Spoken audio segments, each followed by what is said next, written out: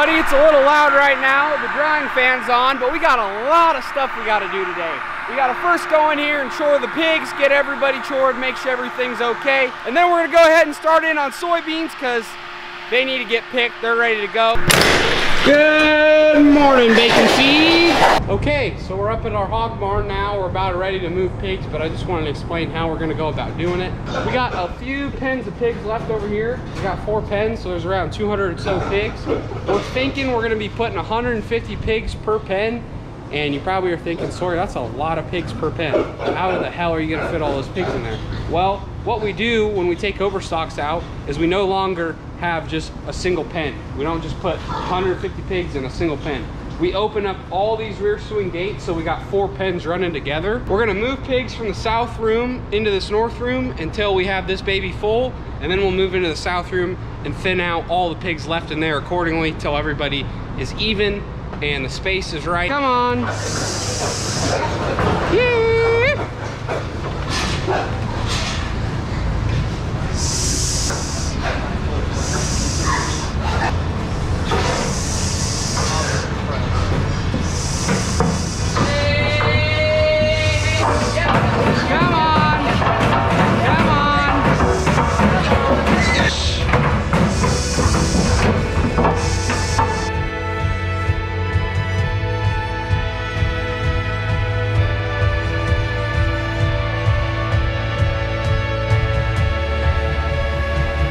Got done moving pigs around. So I'm currently in our south room of this barn, and we took this whole north side of the south room, and we took about 5 pens on the south side of the south room and ran them up into the north room to spread everybody out because we didn't have enough pigs in there, like I said. In this north room, we got 150 pigs per pen in here, all spread out evenly. Everybody's got the same amount of pig space.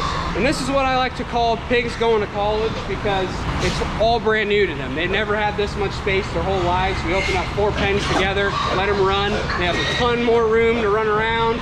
They have 2 more water cups to drink out of. They got another feeder to eat out of. They have all kinds of variety, and they absolutely love it. And if pigs are happy, I'm happy. So it's a win-win both ways. It just takes a little bit of time. I'm glad that that's done, and we got everybody sorted out the right way. If you guys want to do one thing for me, this is all I'm asking for you guys today. Can you just eat a ton of feed for me? That's all I'm asking. Just eat a ton of feed today.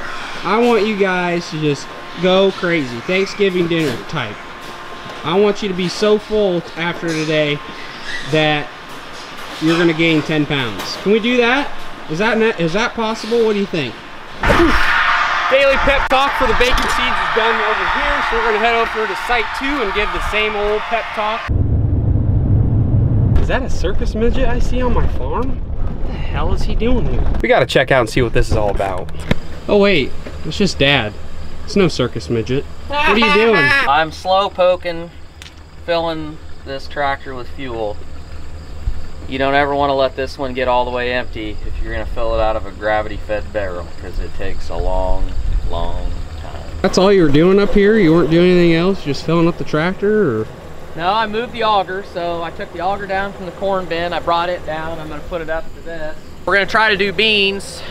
It has not been a very good drying morning, but there's enough air moving, I think by 1 o'clock or 1:30 they ought to go. Hey, can you just do me a favor and get the hell out of here? Because your kind is not welcome around these parts. So unless you want me to call the dog up here and really get after you. Duke is not very fond of any other animal besides another dog. Not a big fan of coons, not a big fan of possums, not a fan of groundhogs, not a fan of snakes.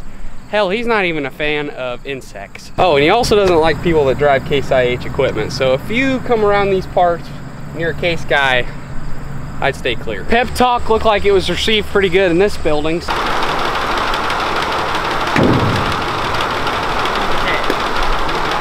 Well, that's never a good sound. So all 3 of our bins here are empty and there's no feed in any of them. Yeah. Hey. Yeah? All our bins are empty at our Site 2 barn. I ordered feed. Yesterday. Oh, you did? Yep, for 7 and 9. Well, look at you. And let's see if they can get 1 load today. Well, good job. We're not poor farmers after all, huh? Right. But order 8. Yeah, I will.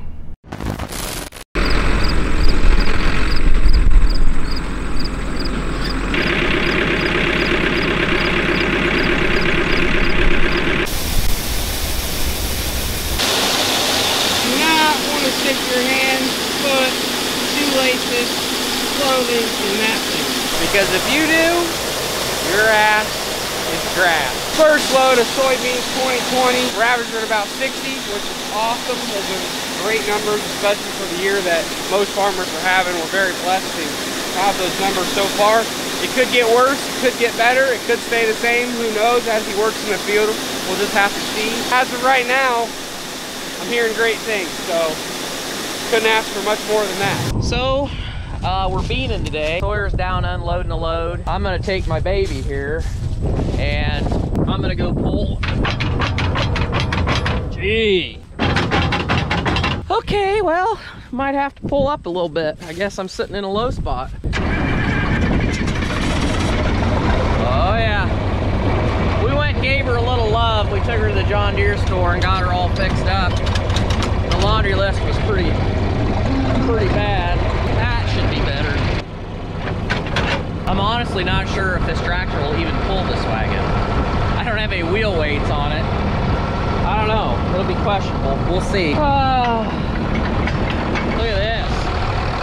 That's impressive. That's an impressive load. Like a champ.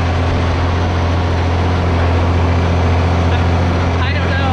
Now then the next question will be, I better not get too much speed or I might not be able to stop. So we'll take it kind of easy. It's a beautiful day though. Remind me of this day when we're trying to finish up corn and it's snowing. Little update on how everything's going. We've done a couple loads, unloaded a couple loads.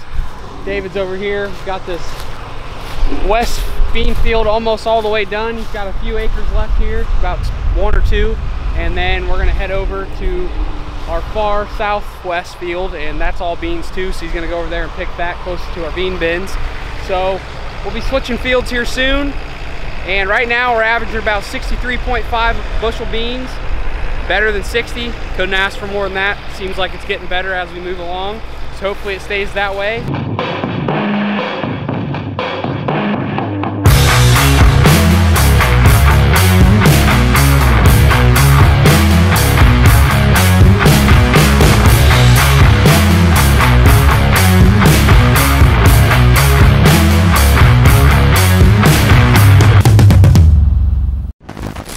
What'd you guys think about the combine coming by? Woo! Pigs are probably very curious on how we know how to run machines like that. They probably don't even know what to think when they see a big combine drive by them, but they learn something every day. So we're coming over here to our southwest bean field. Like I said, David's got a few rows to pick. Dad and I are gonna test and make sure these beans are all ready to go, just to be sure. The way my dad taught me, and I think most people, you go out and you look at them and they're shed off and you think, well, those probably go. The easiest way to know if they'll go, now you could hand shell some, or you could cut a little with the combine and see what they're testing, but pretty much if you put that bean in and you bite down on it and it snaps, the skin pops on it, it's dry enough.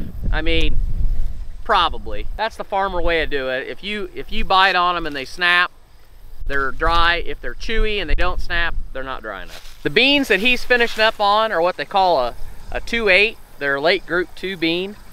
And these beans here are a 3-1. A late group 3 bean compared to a late group 2 bean, the bean will let the days get shorter before they decide to basically stop trying to pump everything into the beans and shed their leaves and start drying down. If the weather turns fast, they'll all kind of mature at the same time, but in a normal growth cycle, a 2-8, they will shed off sooner and they'll dry down faster. So by rights, these beans that we're gonna go to next won't be as dry as what we finished on. And the other thing is, the moisture in beans varies a lot. So at night, when the sun goes down, they'll start picking up moisture. So you might be able to combine all day, but if it's humid or if it's cloudy or if there's rain coming, the stems and the leaves they may start getting tough because they pick up moisture and you won't be able to keep combining. Whereas corn, pretty much when corn gets dried down,